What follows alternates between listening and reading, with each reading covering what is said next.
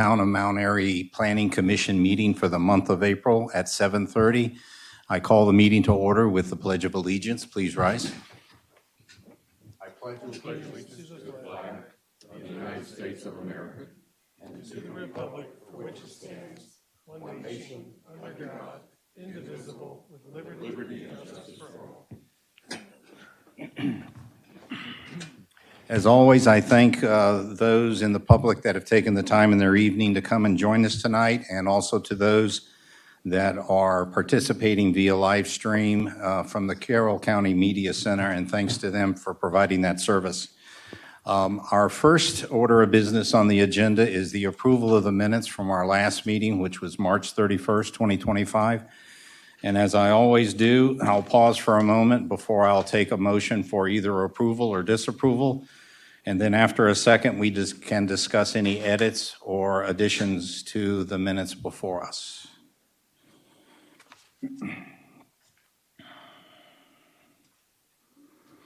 I'll go ahead and make a motion to approve the minutes of March 31st Town Planning Meeting. Do I have a second? I'll second. Commissioner Butts is a second. Any discussion on the minutes, edits, or changes recommended? Typos? Seeing and hearing none, all those in favor of the motion, please say aye. Aye. Any opposed? The minutes are approved unanimously, and I'll sign at the end of the meeting. Thank you, Deborah.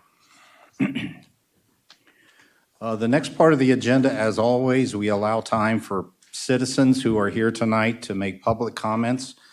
We try to steer and guide those comments into items or of interest that are not on the agenda tonight.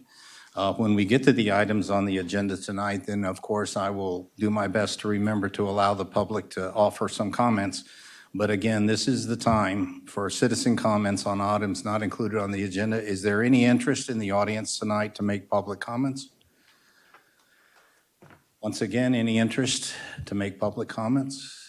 Seeing none, I am closing the citizen comments portion of tonight's agenda and moving on to reports from both Carroll and Frederick County.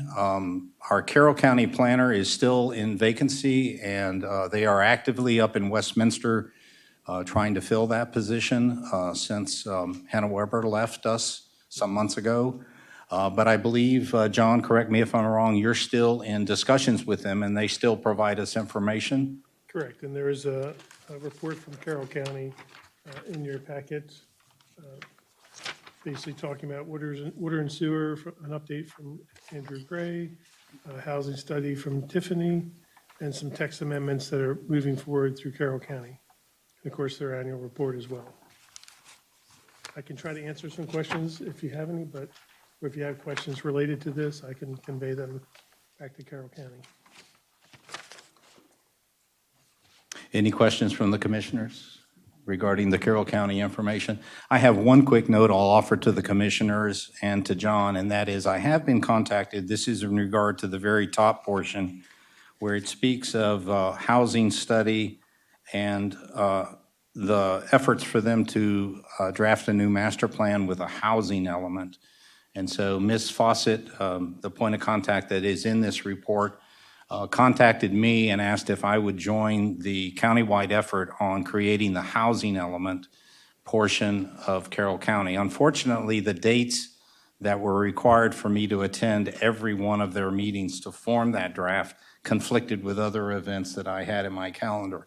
And so the reason I'm mentioning it is because if anyone here on the dais is interested, if another commissioner is interested, or for that matter, anyone in the public is interested, I'd be more than happy to shoot you the information I have at hand right now, including those dates for the required meetings, and see if we can't have somebody from the town participate. So let me know if there's any interest here for that, okay? Other than that, again, no questions.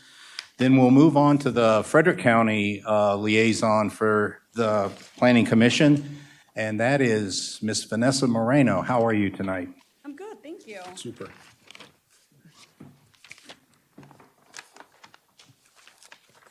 Alrighty, good evening, everyone. Just a few updates for you all. We just completed our residential pipeline for the first quarter. And just a couple of those updates, let's see. For the municipal pipeline, we have 9,800 units in there, and that's mainly from the city of Frederick. County pipeline, we have about 4,700 units in the pipeline. So countywide total, we have about 14,500, give or take. And then for our Linganore and Eagle Head PUD area, we have 1,700, but that's not including Cherry Run, which is slated to be at this May's Planning Commission meeting for the county. And yes, we are actually expecting quite a big turnout for that agenda item, and that will be on the commission, on the Planning Commission on May 14th. Specifically Cherry Run? Yes. Gotcha, thank you. The long-awaited Cherry Run. And another agenda item for the Planning Commission is on School 41. The applicant is requesting site plan approval for the elementary school located off Musseter Road. And our staff is will be meeting with the school naming committee to come up with a name for that elementary school. So if anyone has any ideas, I'd be happy to send that to our staff. Let's see, and one last item. As I mentioned last month, we are currently working through the rezoning application for the Bell Farm property, which is located off of Eagertown Road. And they are seeking to develop about 248 villa-style dwelling units in an age-restricted community. And that will be heading to the Planning Commission on May 21st. And those are my updates. Fantastic. Any questions to Ms. Moreno regarding Frederick County? What was that date on Cherry Run? That will be on May 14th. Yes, ma'am. And just to elaborate on Commissioner, that's at Frederick City? Our Meeting Frederick County Planning Commission, so it will be located at Winchester Hall. Winchester Hall. Okay. Any other questions? And School 41 off Musseter Road, that's in conjunction with Cherry Run. That's the new school because of the size of the dwelling units? Yes, exactly. And I believe the developer has donated the site.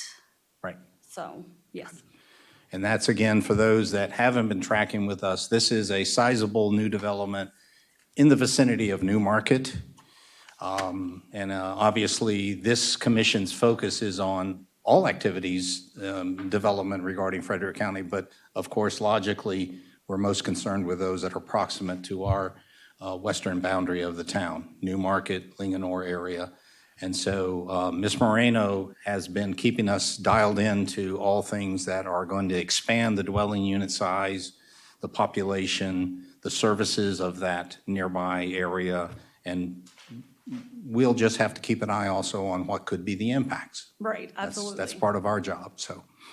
I do, Vanessa, just have a question. What time is that? Because I know we meet here in the evenings, but most counties meet during the day. Is that 9 o'clock?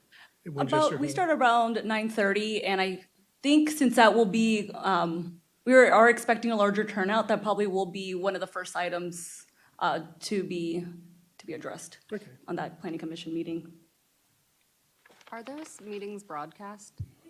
And you can submit comments and call in as well, if you wanted to. In a live meeting, you're saying? Yes. Okay, cool. And lastly, and I apologize hogging the mic on Cherry Run here, but I know at one time there was a estimate of the dwelling unit size for that.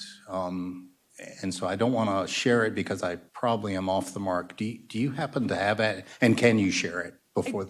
Yes, I do actually. I got this number off of our, what was it? The agenda for for the next Planning Commission meeting. It is about 1,010. Right. That's in our pipeline. Right. Yes. Yeah, so again, just to kind of underscore my comments a moment ago, 1,010, an additional elementary school, if I'm not mistaken. Yes. That is just to our west. And so we ought to be watching that. And so we're indebted to you for keeping us dialed in on it, Vanessa. Any other questions to Ms. Moreno? No? Sorry. I'm sorry. In the pipeline, under Newmarket, is Cherry Run referenced as something else?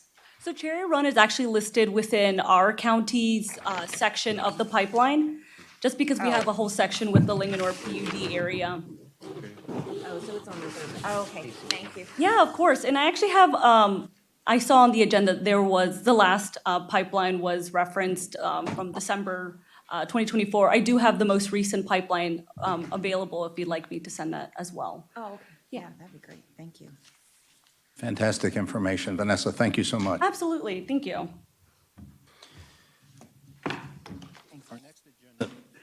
Our next agenda item is the introduction and discussion on a simplified site plan process. And I'm going to begin with asking John to give us kind of the contours of what this item is. And then I believe John will invite us to kind of chip in and contribute some thoughts regarding that proposed idea. So John? Yes, so thank you, Ralph. Again, what's in front of you is the simplified site plan. I did title it Town of Mount Airy. This is the site plan that Carroll County currently uses for review of certain projects that, have a certain requirement, which is previously disturbed impervious and a maximum of 5,000 square foot of disturbance. And for prime example, this was something that the McDonald's could have went through, or the, I'm trying to think, the TSC, and again, even the one that was taken off the agenda last month, which was the hair impressions. So, my hopes are that we can possibly run that one even through this process, but also bring it in front of you guys next month possibly. But again, even though this isn't in our code currently, it is something that Carroll County can use. So I would be submitting that hair impressions to them to see if it's something that would be eligible in their eyes for continuation, to try to help them move along. Sure. As long as you guys are okay with it, because ultimately this would be a site plan that would come to you in May. I wanted to see if it was something you'd be allow me to go ahead and submit that to Carroll County to see if it would even meet their requirements. Mm-hmm. But I still think it's something that we can either put it into our code or just have the abilities to access that through my position. But I would still be bringing it in front of you guys for your recommendations as well and approval, similar to allowing it to go to the building permit process is what I've done in the past, which is also another avenue. And it was just here in front of you just to sort of start the communication. I know if it goes to ordinance, it would have to be introduced by a council member at a town council meeting for it to gain traction. And then it would probably be kicked to us for recommendations and then back to them, which is a process in itself. So that's about it, simplified. Yeah, and to underscore to the public that may be watching, this potential change to our current code to accommodate smaller size changes to an existing approved site plan. That's what we're talking about here. And we're talking about when does the threshold of changes associated with that remodeling, building expansion, whatever that may be, when it doesn't meet the criteria stated here, then as a kudo to John has exercised on the side of caution to bring those items to us. And so that's why he gave examples of why we saw the McDonald's remodeling. We saw the Tractor Supply Garden Center addition. These were things that were relatively small and didn't require an amended site plan. But nonetheless, again, erring on the side of caution, he gave us eyes onto that so that we could kind of learn what things are changing within the business community, the commercial community within the town, and give us a voice in that. And so that's a good partnership. And so now what we're trying to do is formalize something that is a smaller than amended site plan process. Did I say that properly? So that we can capture something that easily fits into a small building expansion. We're not breaking ground or impervious surface. It's less than 5,000 square feet, on and on, right? And again, it is impervious, not pervious surface. I'm So sorry. if it's an existing parking lot that they're expanding, and then, as long as it's beneath that 5,000 square feet is really the cumulative disturbance. Right. And also, to underscore what John said,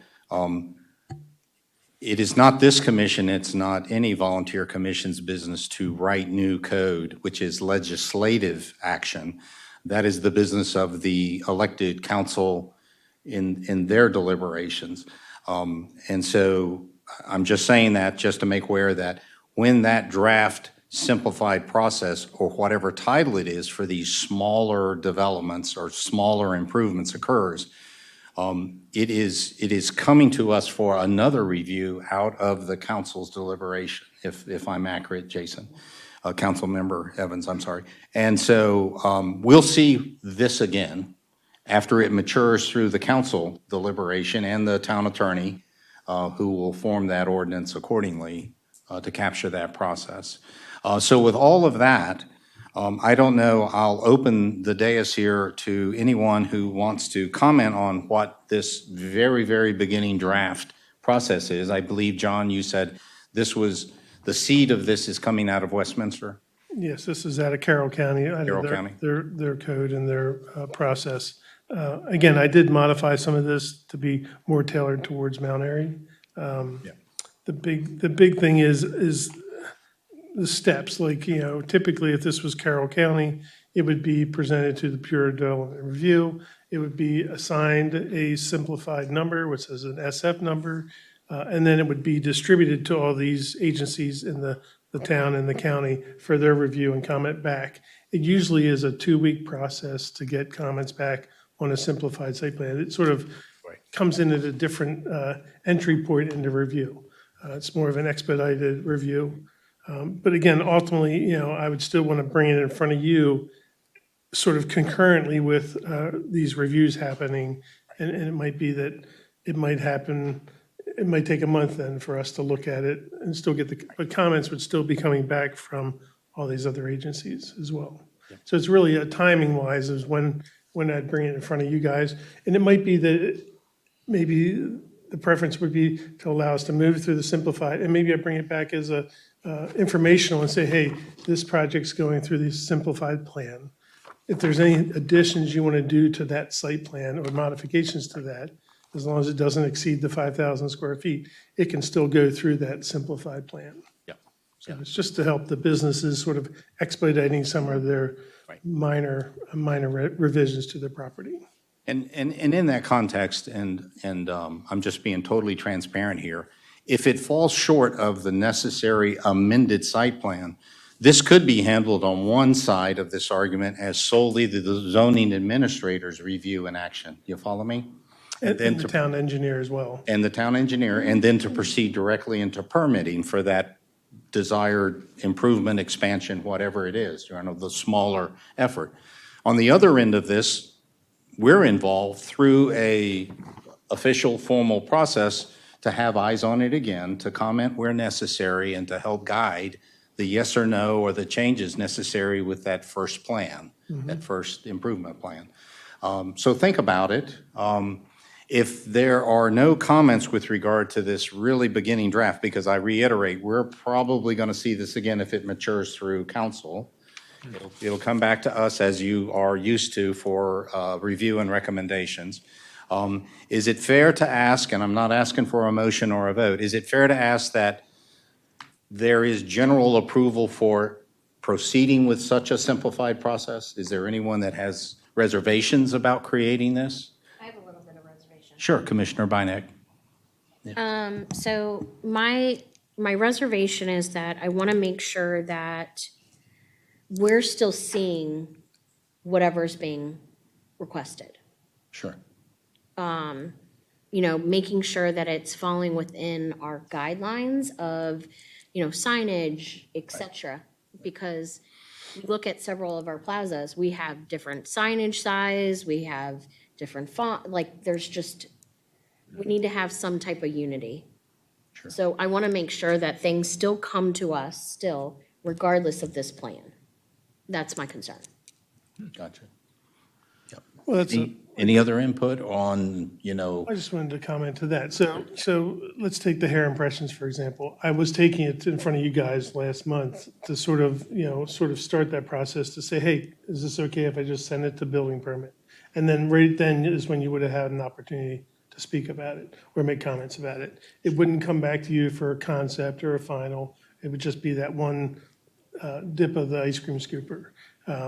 So, it might be that we have to do that prior to going to the simplified plan, where like, it would be in front of you guys with some type of elevations and plans and et cetera, very comprehensive plan drawings, maybe 11 by 17s might be adequate, to sort of make sure we're hitting all the marks and getting your approval, and then we can go to Carroll County and start the simplified process. sort of like a preliminary Yeah, almost like a preliminary, application? right, through the applicant to you, before it would go through that simplified plan. So, and again, that would be how we would have to set this up, that, that would come to you guys first prior to distribution to these reviewing agencies. Sure. I would also want to make sure that in the general criteria, we have something that is, I'm seeing under other considerations, no adequate facilities certifications will be required. I just want to make sure that the criteria is very specific so that we don't get into a situation where maybe there should have been a certification of adequate public facilities, because even if the disturbance is less than 5,000 feet, I mean, who knows? There's probably many scenarios where it could affect adequate facilities. So I just want to make sure that we're not just hand waving on adequate facilities. Well, you make a great point, because currently we have to set a waiver for any kind of development in the town. I would hope, like you're saying, this small addition. So again, that might be something that needs to get straight as part of our review. But then are we still asking for certification letters from everybody? So if we're doing that, we might as well just do an amended site plan. Well, I think if you have the right criteria for what can go through this plan, then maybe that's okay to not have the adequate facilities. But I'm just worried that if the criteria for using the simplified site plan is too broad, then you could end up in a situation where, oh gee, we should have really had an adequate facilities look. That sounds good. That's a good comment. And Commissioner Wallace, I'm thinking like you in this regard. Let's say we have a business that's a pet washing business. I'm just throwing that out. I don't think we have one, so I think I'm safe in giving this example. We have a pet washing business and they want to expand because demand is there, right? And so they're going to add, I don't know what you call them, let's say stalls. They add, 4 more stalls, right? And so to your point, where in my mind, preeminent in all our adequate facilities is water. We have now something that involves water that's going to expand in this process in concert with the simplified plan or whatever we call it. The town engineer would probably be a wise person to ask, what was their what was their existing Department of Natural Resources water allocation? Because every business gets a water allocation, right? And will they be able to stay within that allocation with this additional expansion? That's an example, I think, that kind of aligns with your concern. And so we would want that conversation to occur, and we would want to be made aware. Now it looks like, they're not going to be able to stay within their current allocation. Then our reasonable response will be, well, how do we increase it? Can we increase it? You know what I'm saying? So I'm in alignment with your concern on adequate facilities. Any other input? So what I'm hearing, and again, this is not a vote, is there's a general consensus. This is a good idea for these smaller improvements, expansions, and so forth of our business community. And we'll see it again, John. Fair enough? Yep. Is that what you need? Yeah, just wanted to get feedback from basically this plan to see if you have any questions or concerns. Yeah. And it's a bit unusual because we're at this very, very early stage, but as I promised at the outset of tonight's meeting, is there anyone here in the public that would like to make a comment with regard to this? Councilmember DeMotor?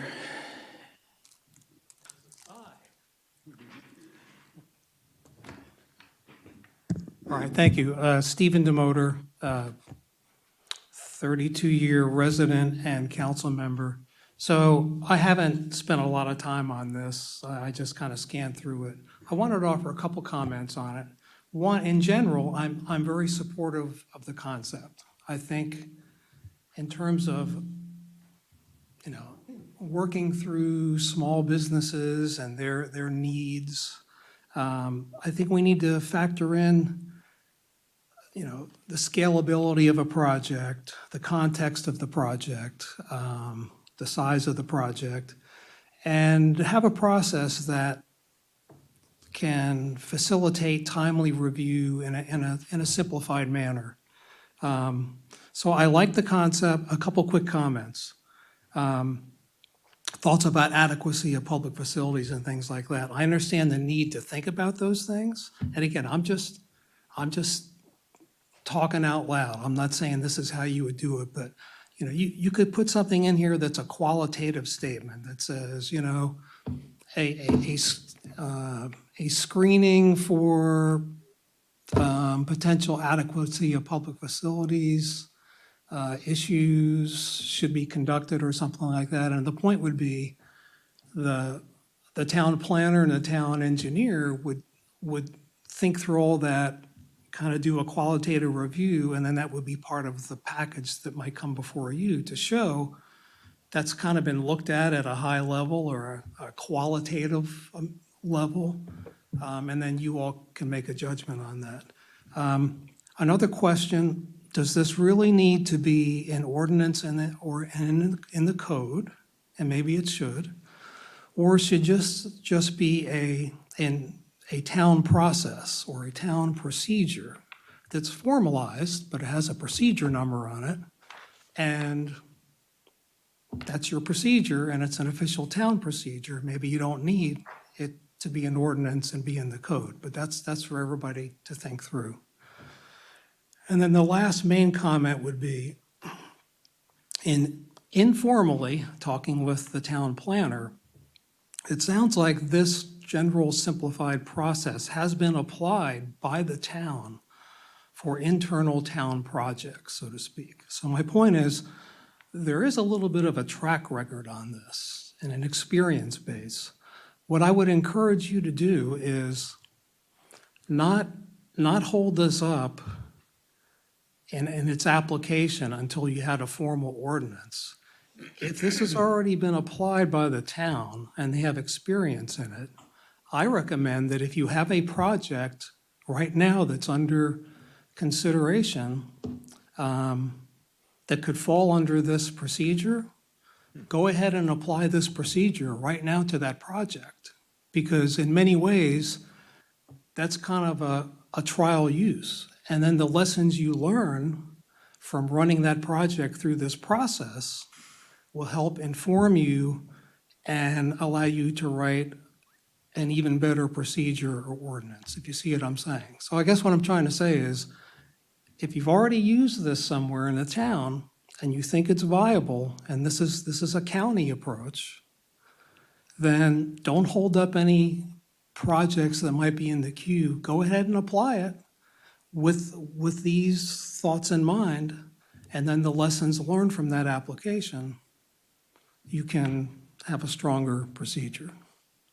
So those are some of my main thoughts on this. And then lastly, and these are just little snippets, but as part of looking at the potential rezoning of the 20 properties on South Main Street, I put my own table together to compare and contrast various zoning districts and the requirements for each, the special exceptions for each. And in that process, for example, construction requirements for neighborhood professional. Actually, excuse me, I understand, I'm just using this as an example. Let me speak. I'm just saying, in the town code, you put certain curbstones in. For example, it says for construction requirements in neighborhood professional, additions to additional structures have limits on increased water usage. I think it says water usage can't be more than 10% of the current usage. It says things like no more than 25 additional daily trips in the vicinity of vehicles. So if I may, what you're speaking of here is still related to the simplified, Yeah, I'm saying. Process. These are examples of how in different parts of the code. but you- there are places currently written that offer limitations Exactly. on change. Exactly. So Okay, with okay. that in mind, you might find some of these already in the code and Understood. say, oh, that might be a good thing to put in the simplified process. Okay. Like you were talking earlier, water usage no more than X% Understood. above what they have, or Yep. things like that. So Okay. that's enough. Bottom line, I support the concept. Don't wait. Go ahead and apply it. Learn from those lessons. And think about what it needs to be. Does it need to be an ordinance and in the code? Or can it be a town official procedure? Those Okay, are all thank you. for you to think about. Yeah, Thank you. thank you. And if is there anyone else who wishes to comment on? Councilmember Munder? Make it a lot shorter here. I would just like to thank the commission here for giving their suggestions, and they will be taken into consideration as we work forward on formation of this ordinance for the town. Great. Thank you. And you will see it back hopefully shortly as we work with Tom and the other people. So thank you. Thank you. And Councilmember Evans, as if I may politely and respectfully ask, as this goes forward, reasonable to ask that you'll just keep us informed on whether it goes to the formal ordinance code change, or if it stays as just simply a new set of rules for town staff deliberation on smaller efforts, that sort of thing. So, Absolutely. as our council rep, fair to kind of look to you for that, right? Absolutely. Okay, super, fantastic. No more public comments Tom, do you have on, any comments or no? What do you think? Because it feels like this is a question you should be answering personally. I'm sorry, did Tom want to speak? Well, I'm just asking. Have If we're to, talking about process or procedure, I'm not sure if it has to be an ordinance Mark or. Twain said, Tom, I learn more keeping my mouth shut than running it. So, I recognize you, Tom, for whatever comments. the only thing I would say is I tend to be more of a code person. If you're going to do this, I would want it pretty formalized.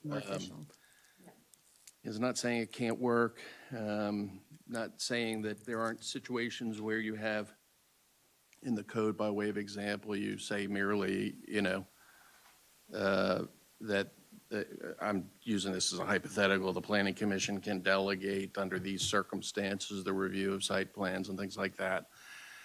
But I just foresee argument if it's not sitting there in the code, black and white, folks coming forward wanting or making the case that they qualify when maybe it's debatable whether they qualify.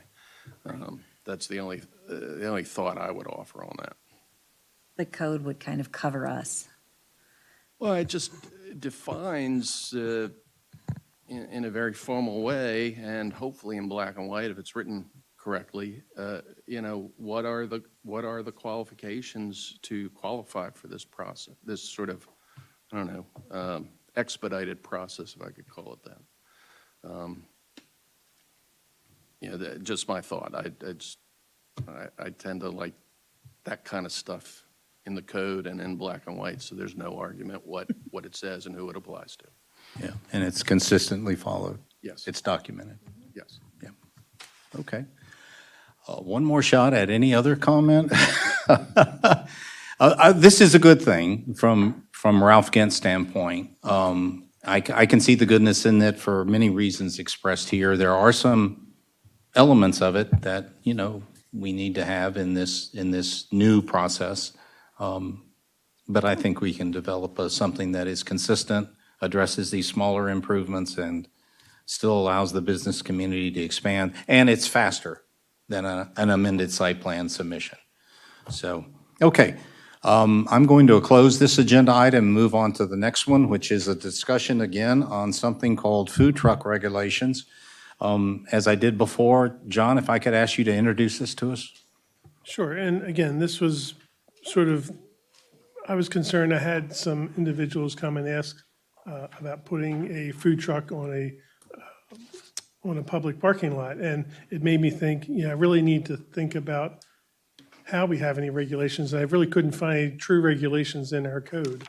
So I felt like we should come through, and again, this is a draft from the city of Westminster that they presented to their planning commission or through their town council.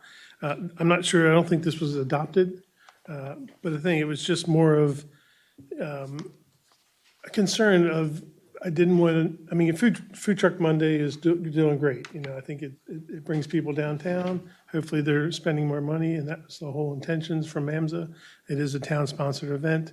That's why they're sort of doing it. But I don't want it to blossom into something other than what we really want. And, should there be durations for food trucks? Do they have to move every 12 hours? And do they have to make sure they're not in the same parking lot every 12 hours or 2 times a week? So it's just to try to make sure that our brick and mortar businesses is what I'm concerned about. And I've been approached by some of those brick and mortar businesses that they're concerned about food truck overrun and competition where they don't have to pay the water bill. They don't have to pay the lease for that property. And, these food trucks, and nothing against food trucks, but I think we need to think about how we regulate them or allow them or don't allow them. I mean, it's really up to ultimately the town council. I just wanted to get the ball rolling so people are talking about it. We're not going to make the final decision here. We'll make a recommendation later possibly, but just sort of to say, hey, over here, to let people know we need to think about these items and how they're being sprung out through the town. Yeah. And John, if I may speak first before I open it to the commissioners and public comment on this, this is, in Ralph Gant's world, this is the epitome of a small business, right? It is typically a mobile small business. It's typically in conjunction with or their presence coordinated with the business itself to be a part of some event at that business, a celebration of 100 years of, that's long, but maybe 10 years of being in business. It's a long weekend event. It's an Oktoberfest. It's some reason the existing business, the brick and mortar, aligns with a mobile truck for adding to that, that enterprise, that event. We also have town-sponsored events like we have right now, Food Truck Mondays. And so from my perspective, I don't believe we see a problem yet. We're trying to get ahead of potential problems. And so what do I mean by that? There are, thank goodness, we haven't experienced safety issues with regard to food trucks. Some have generators, which have, of course, they have to run. They have noise levels. They have fuel. We need to make sure they get parked where there's easy ingress and access by fire EMTs, for example.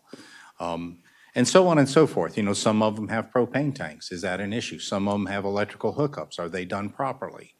And so we generally accept that they are in business because they have a health certificate from the county. Is that correct? That's correct.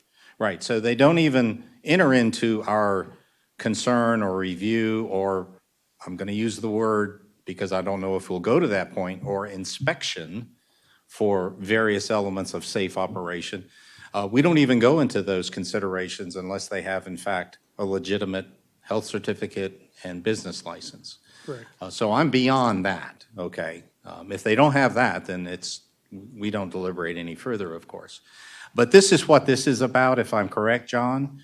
And do we want to simply codify in some way, capture in some way, the reasonable things the town should expect in a food truck operation?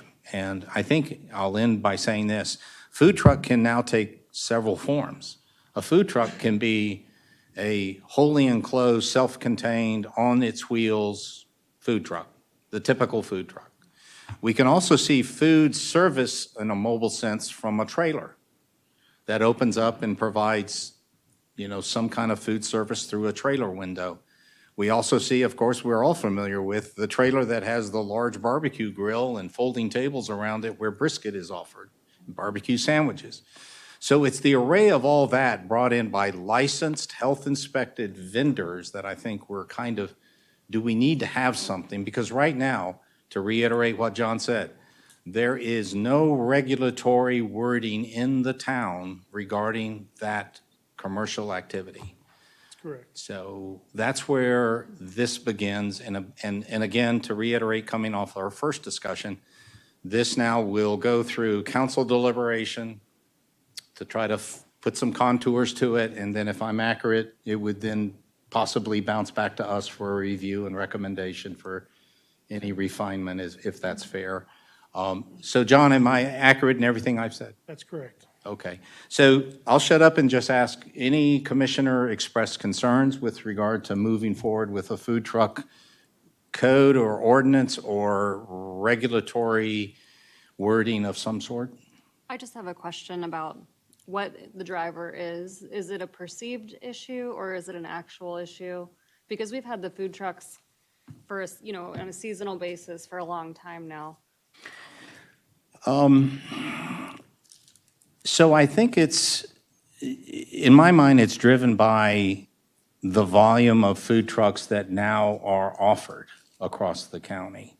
I think there's a rich array, and it's all a good thing. I think there's a rich array where any community that wants, or even a neighborhood under an HOA, I've seen that, where they organize in conjunction with swim meets because the community has a swimming pool.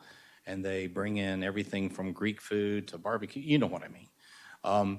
Because there's such a rich array of that, and they're all different forms that bring that food service in, like I mentioned, there can be a van, there could be a trailer, there could be a barbecue grill, there could be a tent, a 10 by 10 pop-up, there could be folding tables.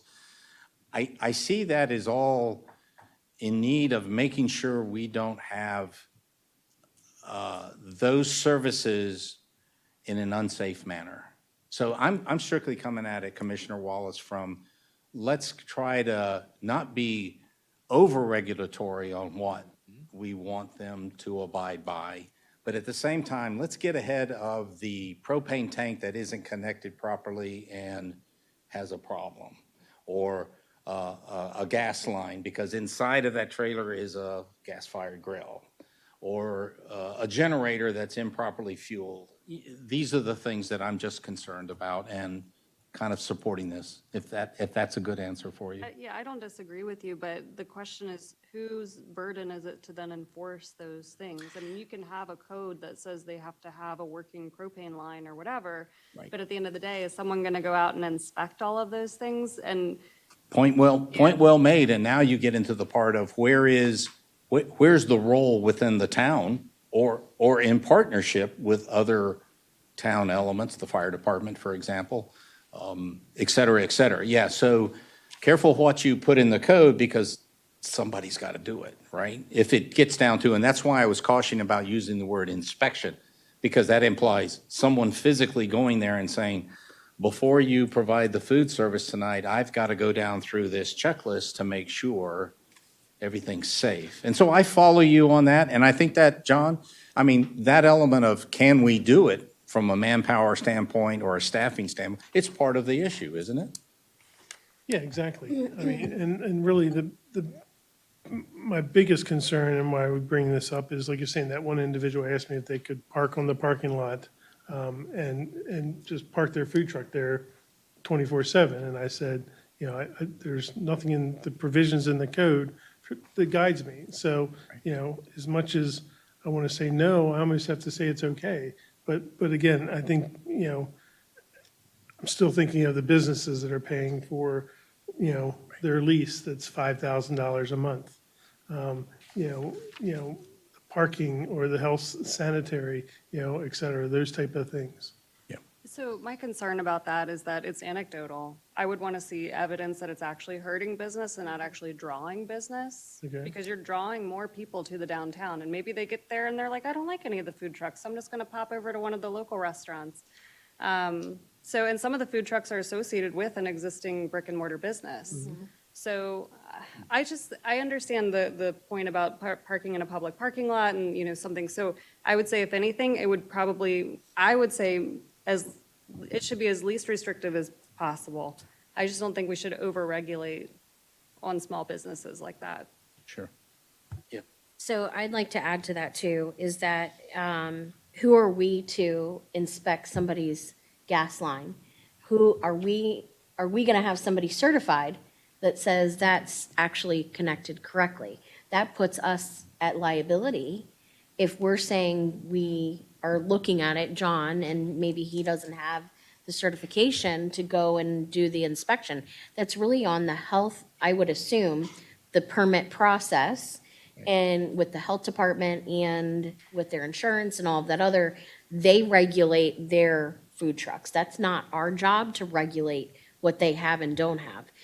Then the onus would be on their insurance if something were to happen with, if the propane explodes or whatever it is. That would be on the onus of the insurance carrier.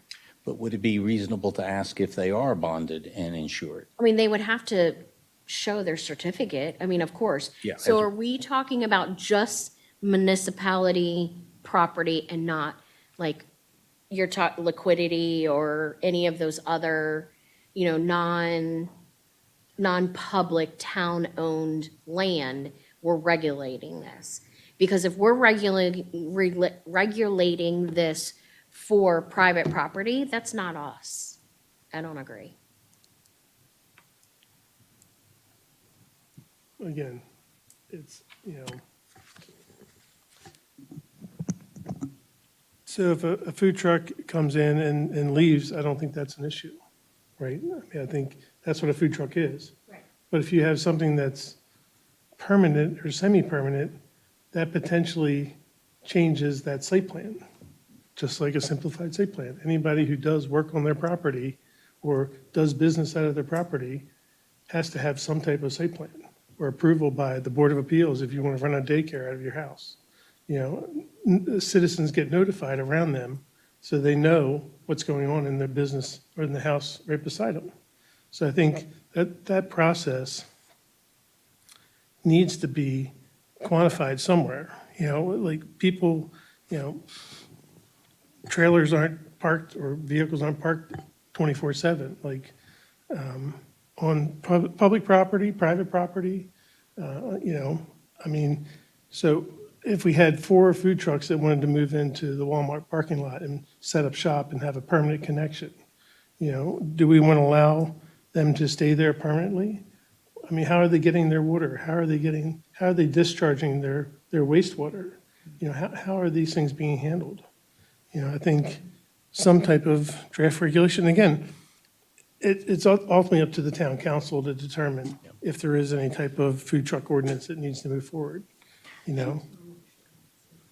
Yeah, so I represent Town of Port Deposit, and they confronted this as well, and what they ultimately did, their solution was to essentially come up with a zoning permit, a temporary zoning permit, a seasonal zoning permit, whereby, the town administrator up there would review and approve those.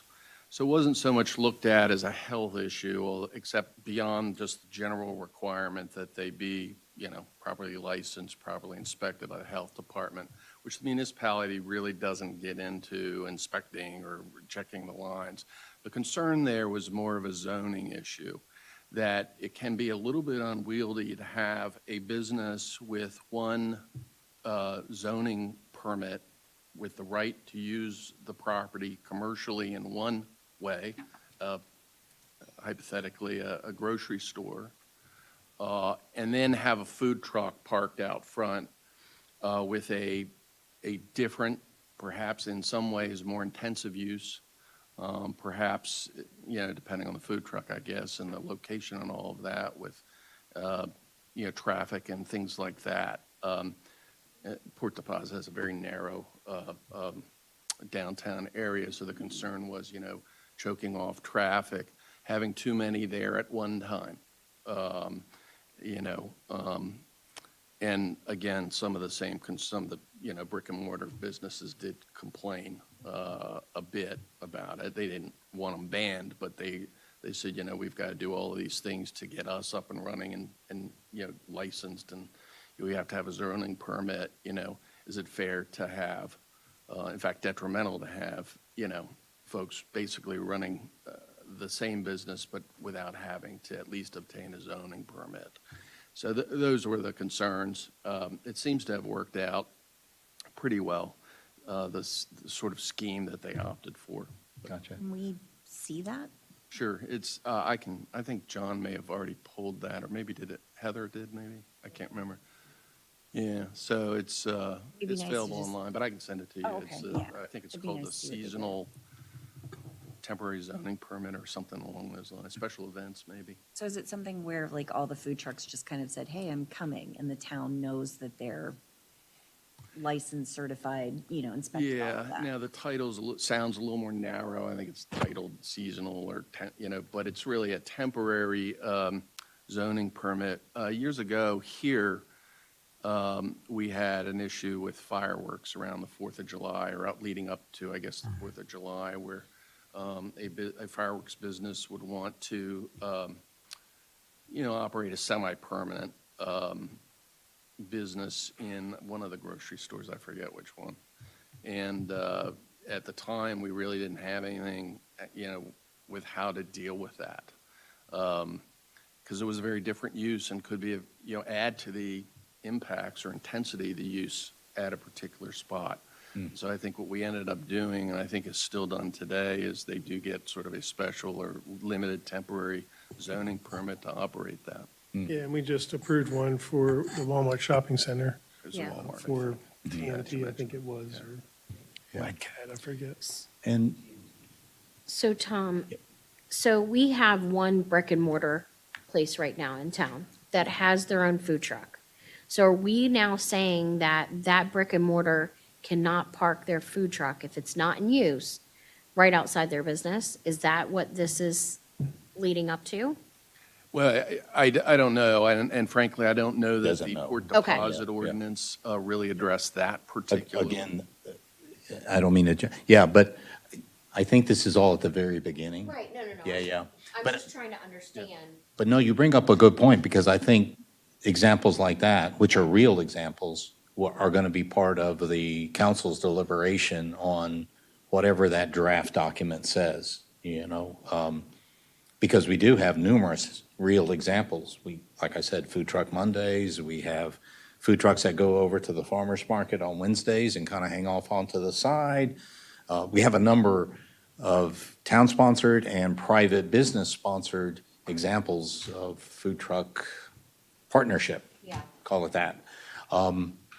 And so just two quick points more from me, and then that is, I think it's premature, or check me, Jason, we're not looking for a revenue-producing process necessarily. I know some of us have used the words, this process may end up in a permit, to permit them to.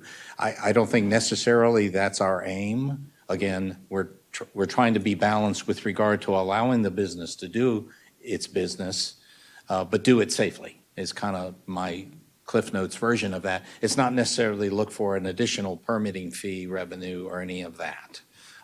Now, to be fair, kind of shifting slightly to the other side of that argument, if it involves town staff or necessary specialized inspectors, and I'm not saying it will, but I'm saying if it does, then when we get into how do we offset those costs to make sure it's safe, it could possibly get into a permitting process because of those kinds of incidentals regarding town staff or experts being involved.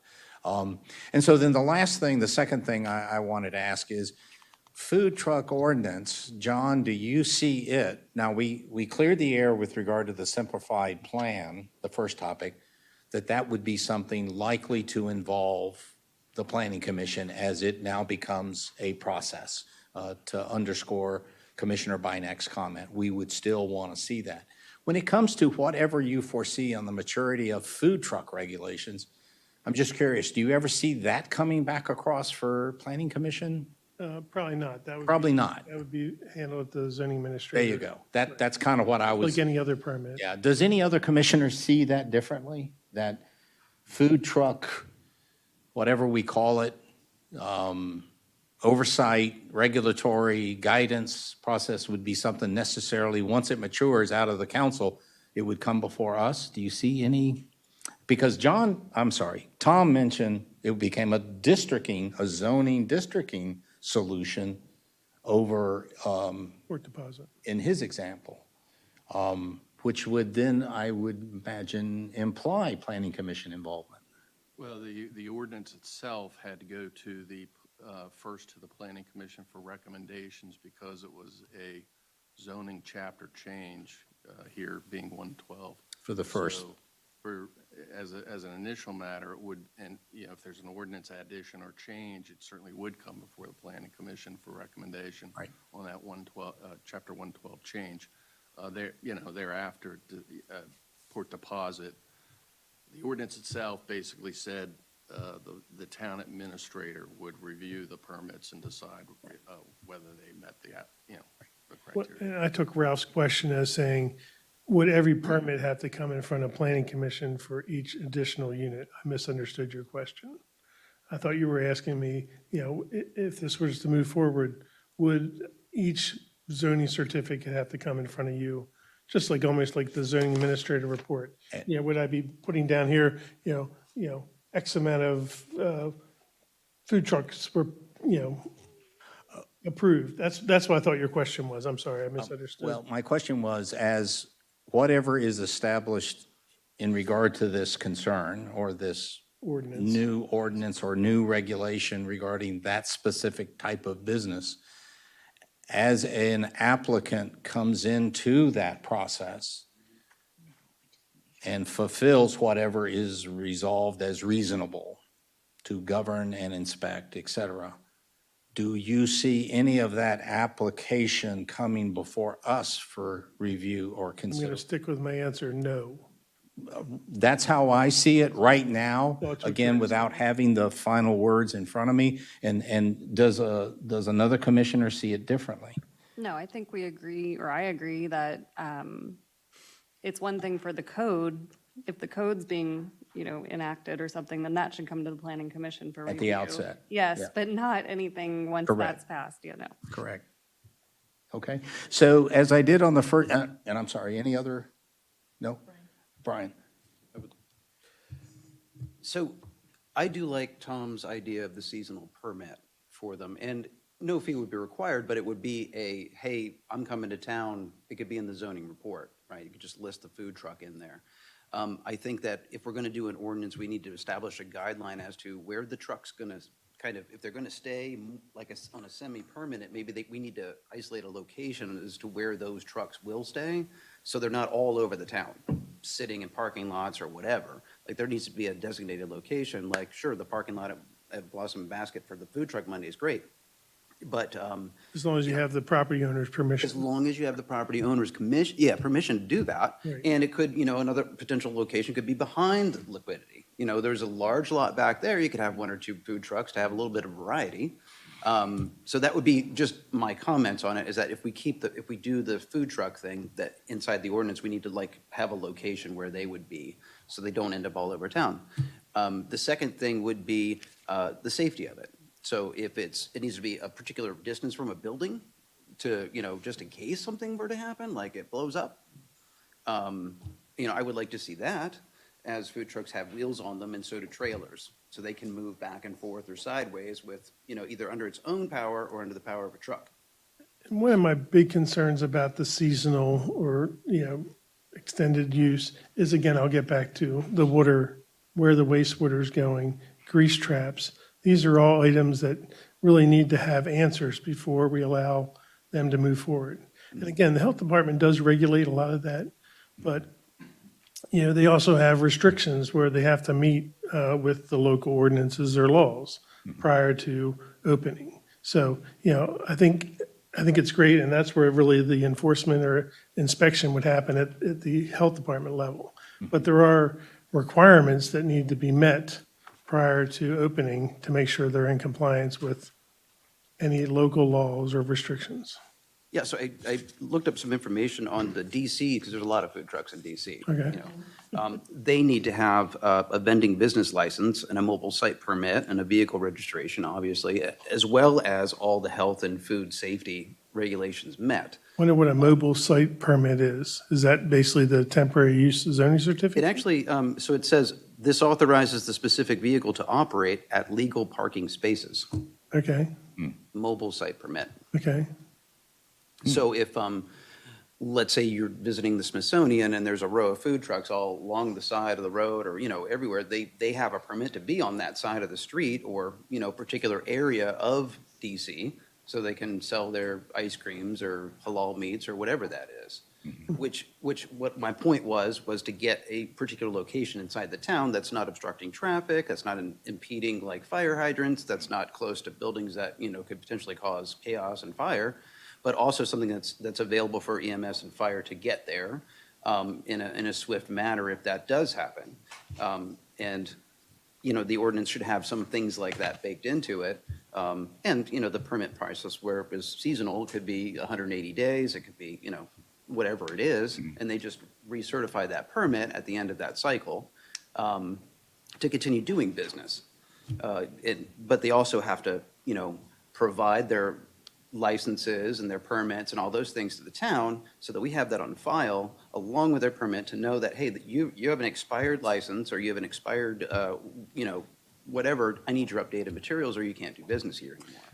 So that kind of keeps the kind of the strings on it, so it's not getting away. Well, and to that point, I know that, I can't speak for Food Truck Monday, but I do know for the farmer's market, Nancy goes through and receives all that documentation prior to anybody coming to that event. So they have to quantify, they have insurance, they have this, they have that. I don't know about her checklist or whatever, but there are steps, at least for the farmer's market, what's being addressed through the health department and those type of regulations. Again, Food Truck Monday is a town-sponsored event, but it is done by MAMSA, I think, or State Farms or Basket and Blossom, I think. So it's not just easy to saying this or that. There's a lot of factors that go into it. And again, I think it's just, the biggest thing is making sure that we're meeting any local laws, any local restrictions, and health department approval and inspection. And maybe we need to get those when food trucks come into town and set up.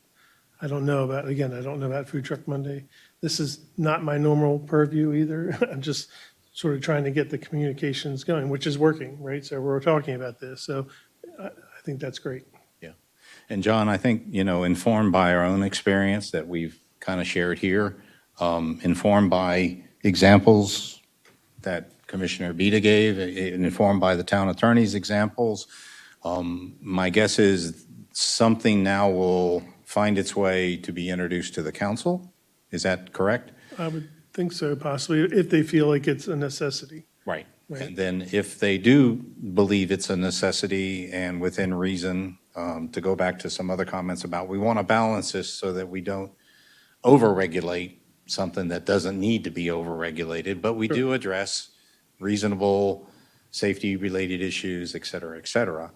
So whatever that is, then it would mature and progress through council deliberation. And then again, as I said before, perhaps if it goes to that point, it will bounce back to us for a set of eyes in that journey. Is that accurate? That's correct. Okay, good. And I'm sure, Tom, you're going to be, leveraged a great deal, not only from your experience, just from a legal standpoint, that we don't overreach or overregulate, et cetera, et cetera. So I'm sure all that.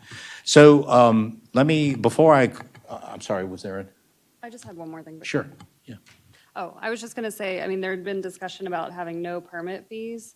Other than sign permits in town, are there a lot of other permits that have no fees? Because if that's one of the complaints of the business owners in town, that, these people aren't having to pay any permit fees or anything like that, maybe a small fee, especially if you're having to do a document review, that's staff time.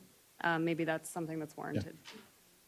To that point, that's a great point, because our fees are antiquated. A lot of our fees are way lower than adjoining counties for what we charge. And when somebody comes in and submits a site plan or submits something or building permit, they're flabbergasted that it's $25, right? It should be $125, or maybe it should be $250. I don't know what that number is, but some of our numbers are quite low. So I think that would be something we need to review at some point as well. I think we started it Absolutely. 4 or 5 years ago. Yeah, we have 1980 fees, is what Deborah just said. She sort of is on the front lines of that. So they're very low in comparison. But to your point, we should be charging permits, because there is times that her and I are working on different things related to that. So before I close this item out with what I believe to be a consensus of the comments here, I'll open it to public comment. Is anyone here tonight that wish to add to this discussion of formulating at the very beginning any concerns on food truck regulations, food truck procedures for allowed operation in the town? Not seeing any, no public comment. Let me say this. I believe, if I capture it correctly, the commissioners aren't against beginning this process. Our caution is to not be over-regulatory. Our caution is to be focused on safe operations at appropriate locations in concert with private property ownership approval in those instances where it's not a town-sponsored event. Did I miss anything else, commissioners? Is that pretty much it?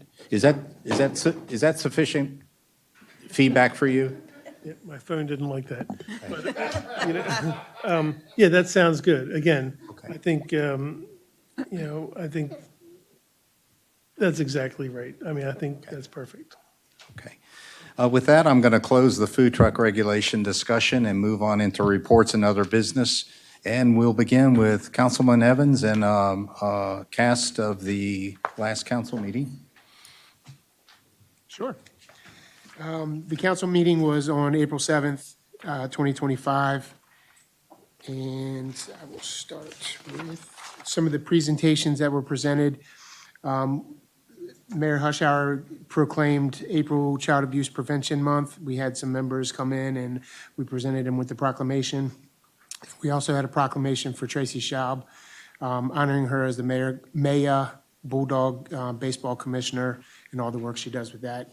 We had a presentation by Antietam Broadband, which was pretty interesting, but we decided to wait on voting on that until May. Is it going to be on May, John? Because there was an issue where he was thinking he was only doing Carroll County, but we wanted him to do the entire town, not just Carroll County. So he had to include Frederick County in order for us to move forward with that. Under new business, we had the Mount Airy Pharmacy lease renewal. That was approved unanimously for 3 years. The trash collection renewal, J&J Trash received that 3-year award, and that was unanimous as well. SWM Sewer Water Management Pond Lawn Maintenance, James Enterprises received that for 6 years. That was unanimous as well. And Town Hall Safety Improvements Phase 1 was approved 5-0 unanimously as well. Again, I said we postponed Antietam Broadband until May. Purchase and sale agreement for the purchase of a portion of Green Tree property for the future police station was unanimously approved. Ordinance 2025-3, the rezoning, to revise and amend the rezoning map, that was pushed off pending more information. As you know, we're going to schedule a hearing or a joint work session so we can discuss that a little bit more. Public hearing was scheduled for ordinance 2025-4, which will be next Monday at 7 o'clock. Ordinance 2025-5, that was introduced in a public hearing, will be at 7:15 on Monday.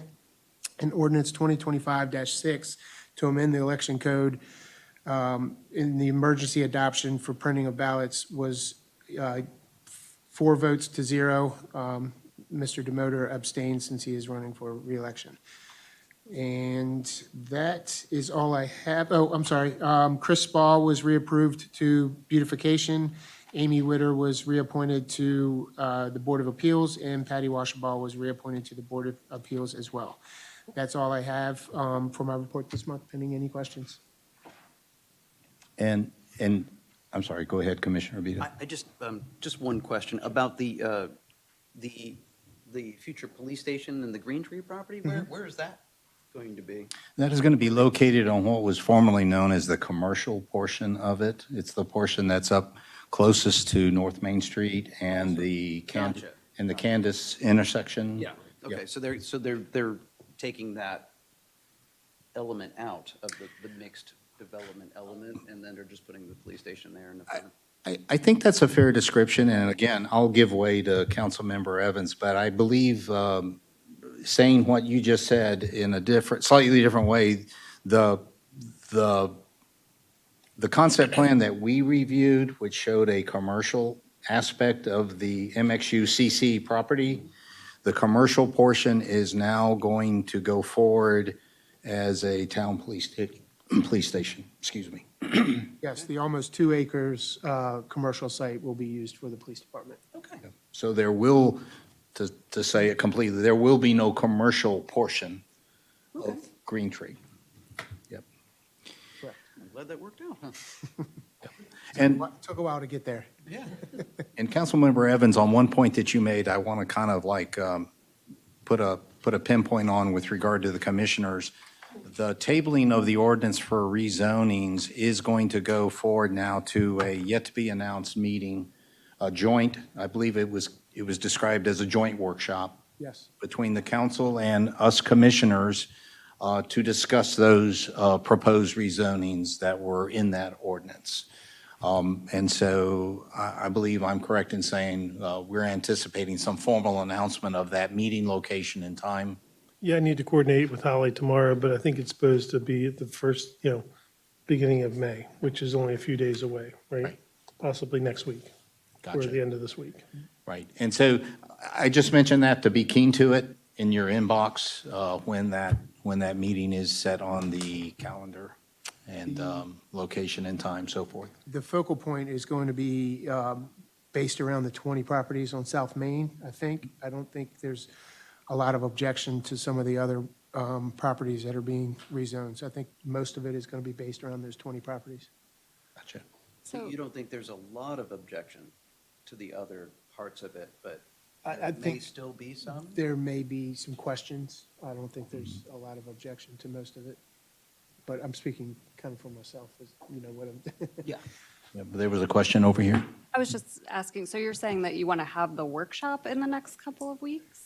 Or are you saying that they're going to discuss scheduling it in the next couple of, The like, town council, I think, has set a date for that. they have set a date? I think so, but it hasn't been released yet.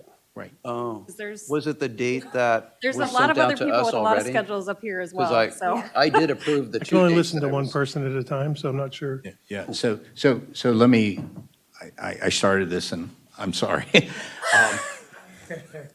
So to Councilmember Evans' discussion of the council's decision on April 7 to table the ordinances and not decide upon them, that decision is contingent on getting with us at a future to-be-determined joint workshop on probably one of the 2 dates that you got in an email that said, are you available? Holly sent out an email that asked if your availability can be confirmed on one of 2 dates. They were in May. And so I think it's fair to say it'll be one of those 2 dates, but to be announced. Yeah. Correct. Okay. So that's where we are. And I would, so if you were to ask me, how do I prepare for this joint workshop, my first recommendation would be review the videotape of April 7th and the discussions the council members had. Would that be fair, Councilmember Evans? Yeah, just see what was the discussion that led to that need for a joint workshop. I believe the need for the joint workshop was proposed by the council president. Correct. And so maybe that's one way you can kind of gain some insight as to what could be some of our discussions on the date yet to be designated. Any other advice as to how we would prepare? The, the, the reasoning behind it is to get more information because the public hearing was kind of eye-opening with the amount of people that came in disapproval of those particular lots being rezoned. So I think that's where the basis of it is. So you can probably look back at the public hearing notes as well. Good. To get some more information on, the people that spoke up on those properties. That's fair. That's fair. No, that's a good recommendation on the public hearing review. So I'm going to leave that and move now to the zoning administrator report. If anybody has any questions about this, Deborah did point out to me, if you look in the second page, you will see our fees that we incur or charge for those services. You can look to the far right-hand side, and that will kind of give you a breakdown of what we charge for banner permits, which is $0, fence permits, which are $15. Again, some of them, if they vary in price, I think is the building permits. And we also get an additional fee on top of that, correct? Once the, because the 4250, what is that? That is. Is that half it? We collect half of what the actual building permit is. So Carroll County's fee would have been, on 4250, would have been $85. So we get half. So we charge half. Right. And that's just for the building permits. But the town permits, the fence permits, $15, zoning permits, $15, use and occupancy, $15, signage permit, the big signs on the stores, $20. What a bargain. Yeah, What so a bargain. Do you know what other places are charging on average? a lot more, yeah. lot more. I do. Yeah, I always have people, the signage companies asking me, are you it's correct? I'm like, yeah, it is. And any, Wow. and again, I think it's an amazing bargain, but any discussion, just for the general public, any discussion that would bring those into par with surrounding municipalities or generally just raise them, that would be a council deliberation to change those fees, so. I have like some of the neighboring towns, Right, their fees for the same things. So, Sure, yeah, sure. We are definitely down we're a good deal. there. Yeah. So. Okay. Anything else on the zoning administrator report or questions for for John, excuse me, Tom and John? Yeah. Any other items on your report of interest? No, not right now. Okay. With that then, I'll announce that the next planning commission meeting is going to be a week earlier than normal. It'll be on May 19th at 7:30 here. The reason for the advance of it a week early is because the last Monday of May is Memorial Day, and we typically do that for the month of May. We usually hold it a week early in respect to that last Monday. So again, for May, we've got the to-be-determined date to meet with the council on rezonings, and then we have the May 19th Planning Commission meeting. I'm going to go down the dais here and ask if there are any last comments or issues. I'll start with Commissioner Wallace. No? Commissioner Bynum? I will not be here on the 19th. I will be on a work event. We'll have to change that date. I'm just joking. Commissioner Butts? No, I'm okay. Good. Commissioner Hadley? Commissioner Beta? Nothing. Nothing. And any last rounds, Councilmember Evans? I will remind everybody that Election Day is May 6th, not tomorrow, but the following Tuesday. So go out and vote. Fantastic. It is approximately 8:47. I am going to adjourn this meeting of the Town Planning Commission. Thank you very much. Excellent. Thank you.